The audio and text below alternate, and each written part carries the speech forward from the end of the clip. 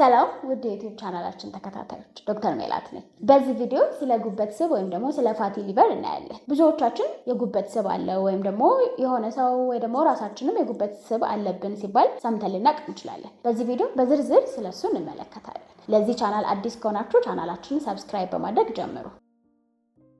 ጉበት ከሰውነታችን ትልቁ የምንለው ክፍሎች ውስጥ በሁለተኝነት ይጠቀሳል። ይህ የሰውነታችን አካል የምንበላው፣ የምንጠጣው፣ የተለያዩ የምንወስዳቸው መድኃኒቶች በማጣራት የሚጠቅምና የማይጠቅምን ነገሮች የሚያጣርልን ትልቁ ክፍል ነው። ይህ ክፍል ብዙ ጊዜ በጉበት ስብ ወይም ደግሞ በፋቲ ሊቨር ምክንያት አንዳንዴ ሲስተጓጎል ይታያል። የጉበት ስብ ብለን የምንጠቅሰው ጉበታችን ከ5 እስከ 10% የሚሆነውን አካሉ በጮማ ወይም ደግሞ በስብ ሲሸፈን ማለት ነው። ብዙ ጊዜ ብዙ ሰዎች ላይ ይህ ነገር የሚከሰተው የጉበት ስብ ምልክቶች ወይም ደግሞ የተለየ ይሄ ነው የሚያስብል ምልክት የለውም። አንዳንድ ሰዎች ላይ ምንም አይነት ምልክት ሳያሳየው ኮምፕሊኬሽን ውስጥ ከገባ በኋላ ብቻ ሊታይ ይችላል። ለመሆኑ ለጉበት ስብ ተጋላጭነትን የሚጨምሩ ነገሮች ምንድን ናቸው? የመጀመሪያው ከፍተኛ የሰውነት ክብደት መኖር ነው። ከዛ ጋር ተያይዞ የሚኖሩ ለምሳሌ የስኳር ህመም ካለ፣ ከፍተኛ ኮሌስትሮል መጠን ካለ ለዚህ ነገር ሊዳርገን ይችላል። ከዛ በተጨማሪ እርግዝና፣ ከፍተኛ አልኮል የምንጠጣ ወይም የምናዘወትር ከሆነ፣ ከዛ በተጨማሪ ደግሞ ቅባታማ ነገሮችን የምንመገብና የምናዘወትርም ከሆነ ለዚህ የጉበት በሽታ ልንዳረግ እንችላለን። የጉበት ስብን ለሁለት ልንከፍለው እንችላለን። በአልኮል ምክንያት የሚመጣ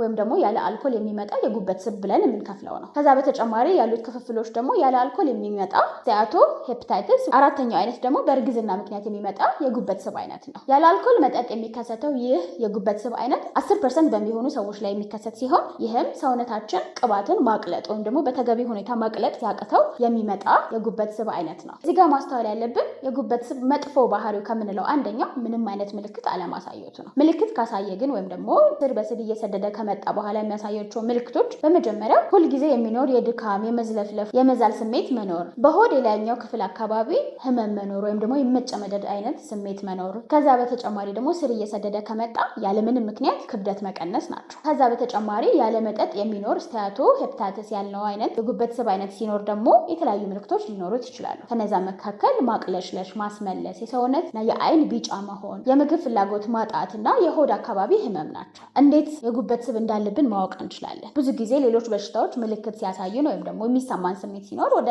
ሕክምና ቦታ ሄደን መታወቅ ይችላል። ነገር ግን የጉበት ስብ ብዙ ጊዜ ምልክት ስለሌለው በየጊዜው ወይ ደግሞ ሩቲንሊ ወደ ሐኪም ቤት የምንሄድ ከሆነ ልናቅ እንችላለን። ከጊዜ በኋላ ከሆነ ግን ቅድም በጠቀስኳቸው ምልክቶች ጠርጥረን ሐኪም ቤት ልንሄድ እንችላለን። ስለዚህ ወደ ሕክምና ቦታ ሲሄዱ ሐኪሙ የደም ምርመራ፣ አልትራሳውንድ፣ እየባሰ ከመጣ ደግሞ ሲቲ ስካን እና ፋይብሮስካን ሊያዝ ይችላል። ከዛ በተጨማሪ ደግሞ አንዳንድ ጊዜ የሊቨር ባዮፕሲ ወይም ደግሞ ከጉበታችን ላይ አነስተኛ ሳምፕል ተወስዶ ምርመራ ሊደረግበት ይችላል። የጉበት ስብን እንዴት ማከም እንችላለን? የጉበት ስብ እስካሁን ድረስ ይሄ ነው የተባለ መድኃኒት፣ ይሄ ነው የተባለ የሚወሰድ የሚዋጥ ከዛ በኋላ የጉበት ስቡ የሚጠፋ አይነት መድኃኒት አልተሰራለትም። ነገር ግን ሐኪሞ የጉበት ስቡን ያመጣው ነገሮችን በማከምና ምልክቶችን በማከም የጉበት ስብን እንዲጠፋ ሊያደርግልን ይችላል። ስለዚህ አንደኛ ቅድም እንዳልኩት ሐኪሞ የጉበት ስቡን ያመጣው ነገሮችን በማከም የጉበት ስብን ምልክቶች ሊቀንስልን ይችላል። ከዛ ውጭ ግን በዋነኝነት የጉበት ስብን ሊያመጣልን የሚችል ነገሮች ውስጥ አንደኛነት የሚቀመጠው የሰውነት የኮሌስትሮልና የክብደት መጠን መጨመር ስለሆነ በተቻለን አቅም የአካል ብቃት እንቅስቃሴ